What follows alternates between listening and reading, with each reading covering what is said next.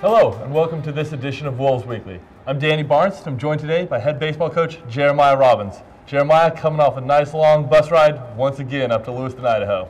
Yeah, definitely happy to be home. Fantastic. Well, you'll be home for a couple weeks now, but I'd like to talk to you about this trip up there that Lewis and Clark State hosts every year, this tournament.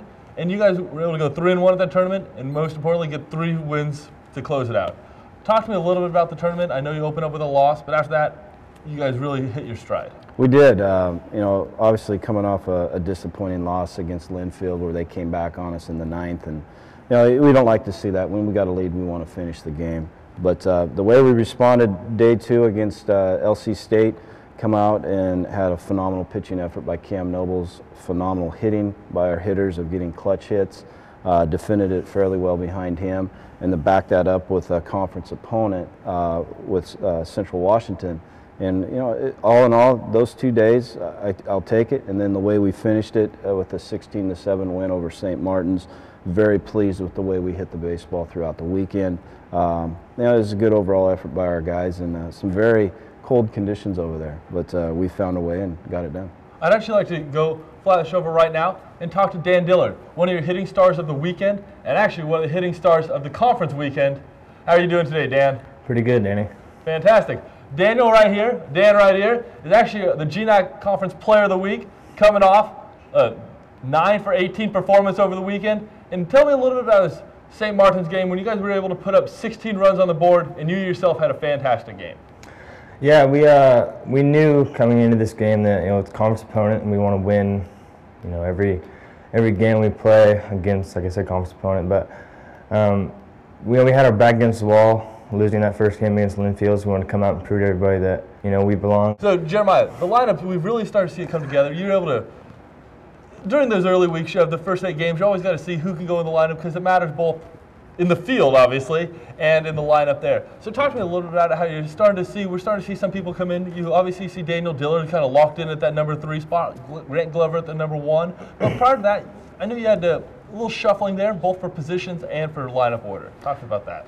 Yeah, as you look at your season, it's early season, and getting guys opportunities and seeing how they perform in those different opportunities. And, we kind of knew coming in that, Danny being back for us, he's going to be hitting 3 or 4. And I like him in that 3 spot with his speed, and then Grant coming back as our leadoff guy.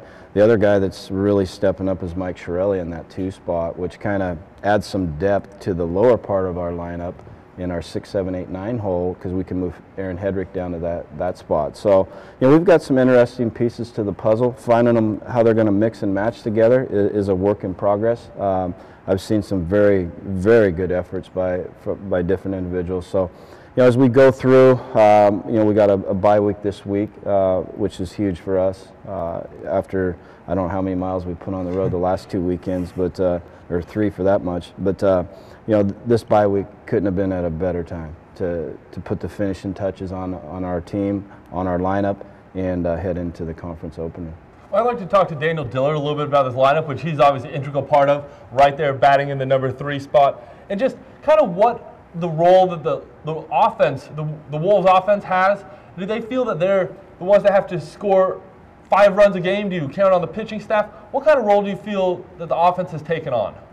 I feel like as a team, we just go out and try to be aggressive to baseballs. We don't feel like we have to score a certain amount of runs, so we feel like the pitchers are going to go out and do their jobs every time. And what does Jeremiah really preach to you? I see last year I was able to watch the team. You guys both want to execute, it looks like, on the bases, putting down bunts, sacrifices, but it also looks like you guys go for the long ball. Do you guys have a different philosophy? How do you guys really like to approach each at bat? Just look for fastballs early and don't miss them. Just go up there with an approach and stick with it. Well, along with that lineup, how do you feel that you have to balance kind of the lineup? I'm probably putting coach's words into your mouth right here, but balance kind of lineup between getting the best offense you can out there versus having a strong defense. Well, that's the thing, is that we have so much depth in our lineup that we can pretty much put anybody on this team out there and dominate the field. Fantastic, Dan. I really appreciate you talking to me today. Jeremiah, we were able to hear from him about the lineup right there, but the thing that maybe you didn't get as much credit for over the weekend, you had 3 fantastic starting pitching performances out there. You mentioned Cam Noble a little bit before. Grady Wood got his tainted a little bit, but I mean, the guy went 8 innings just solid all the way through.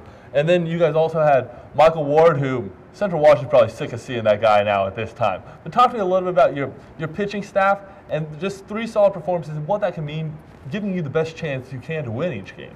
Absolutely. Yeah, Grady Wood, that was kind of the outing we've been waiting to see. And I'll take the blame for that loss. I probably left him in a little bit too much in the 9th. And, you know, it is what it is. Then Cam comes back against a very potent offense against LC State and mixed and matched his pitches. And I tell you, his competitiveness is off the charts this year. And I'm so excited for him and what he's possibly going to do for us.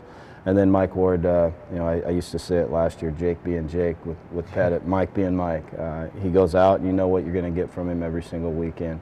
So those 3 are very impressed with. The other guy that I was really impressed with was Kirk Lynn, who had 3 different close opportunities, did phenomenal for us. And I'm excited that we have a true closer this year. He came in 3 different games in 3 different days and was lights out. So excited by them. Brad Carter also had a phenomenal opportunity to come in and throw for us. So I'm excited about our bullpen and where it's headed and how quality it's going to be this year. And you have had very good performances, like you said, both out of the pen and the starting performances, but I'm sure the pitchers probably looking forward to this weekend just as much as anybody. Get those arms rested up a little bit. They've had some out there. But we know your home opener is actually going to be March 5th here. That, you say home opener, but it's not just that. It's also the GNAC opener for the Wolves, and it's the chance you get to see the new ball field out there. It's long anticipated, I guess, on that one. Yeah, it's going to be a big weekend for us. We're very excited about it. I know our players are very excited to get home and play in front of their friends and family. So it's definitely going to be a very competitive weekend. Central Washington is a very good club.